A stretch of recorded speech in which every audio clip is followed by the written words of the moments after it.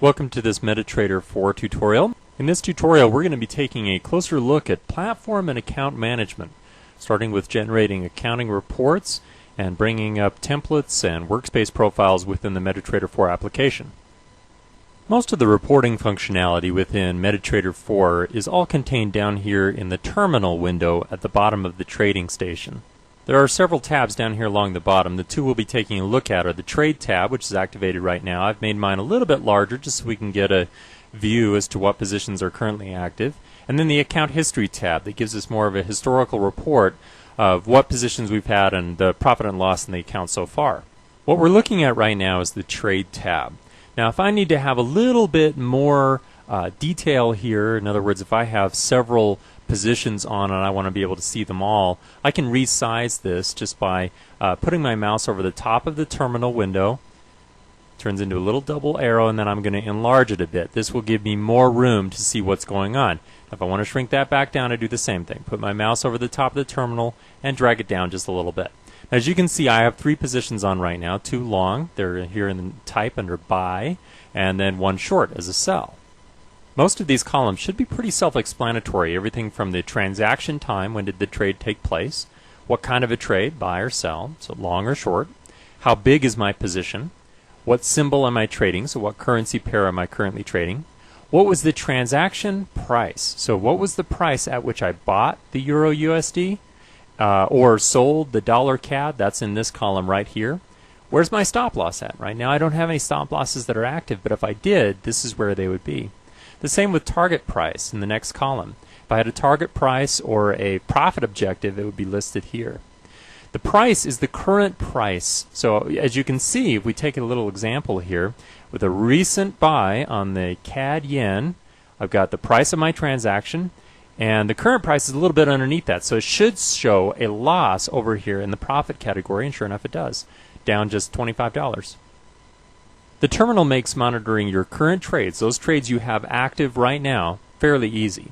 But what about trades that you've already opened and closed? Well, you can find those in the account history, and we can get a lot more information about our account here.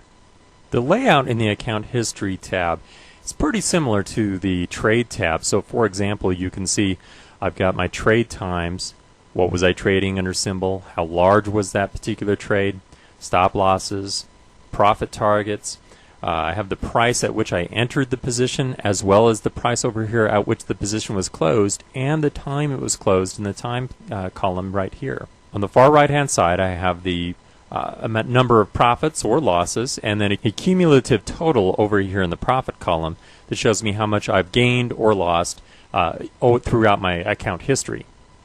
Now if I'd like to print out a summary of exactly what's been going on in my account, both in the history as well as what I have currently active, it's pretty simple. All I have to do is put my cursor here in the terminal window. I'm going to right click.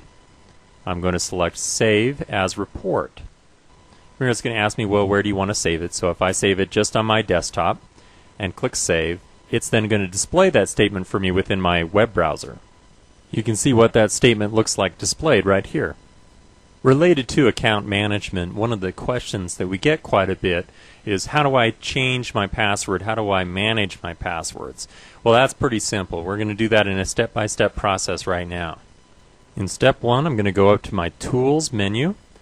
Once I've pulled that down, I'm going to select the Options category. And from here, the Server tab is the first tab that's come up.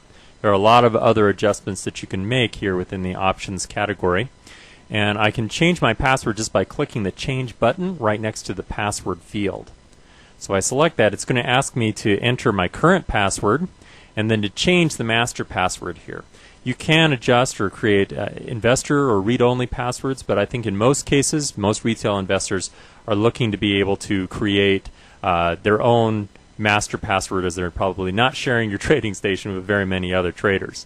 And now that I've done that, I'm going to go ahead and click OK. I've both selected a new password and confirmed it. And it'll warn me if I've mistyped something. Now in my case, I'm clicking OK, but it's not changing my password. It's not closing the dialog box. And that's because I've entered something in the new password field that doesn't belong. So if you take a look at the requirements here, you need at least 5 symbols long and at least 2 of 3 characters present. So that includes letters, capital letters, or numerals, digits.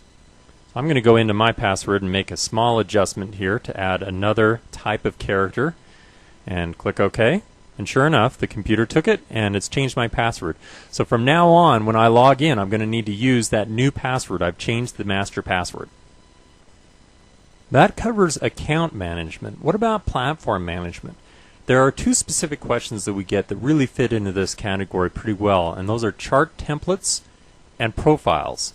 Let's take a look at chart templates first. Now I have the default chart template applied here to the Euro USD, which I'm going to expand here into a full screen chart.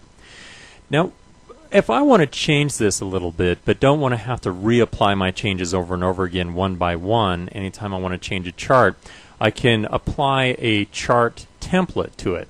I can do that, and it's a really easy process. I'm going to select my charts options, and under template I'm going to select the template that I want. So for example, if I want something that's a little bit different style of contrast, I could select one of my templates. It's called layers. As you can see, my profile has changed quite a bit. I've got a couple of indicators that are automatically applied to this particular template, and the look and feel is very different. If I want to switch back, I can just follow that process in reverse. Going again to my charts option, template, and I'm selecting my previous default template. Now the entire workspace is also customizable, so I can change which charts I want to be able to see by default.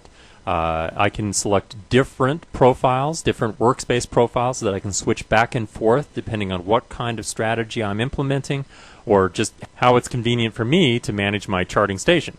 If you want to apply another profile, it's really simple. Up here on the top, we're going to select our file option.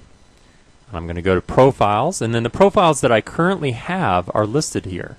Now I could select Euro, for example, and that's going to change the look and feel of my charting window and the other things that are being displayed here in the charting platform.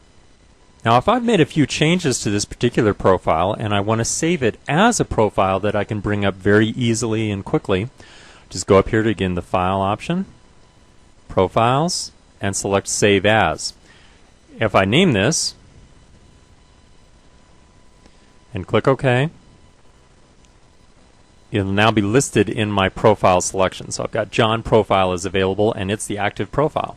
Now I'm going to switch back to the one that I started with, which is in my case is default white. And we're back to where we started.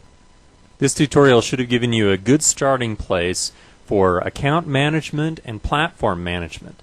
Take some time at this point, try to repeat some of the things that we did. So for example, I would immediately try to adjust some of your charts and save a chart template. Practice changing between one chart template to another so you can see how the different styles, how you can switch back and forth between two different charting styles.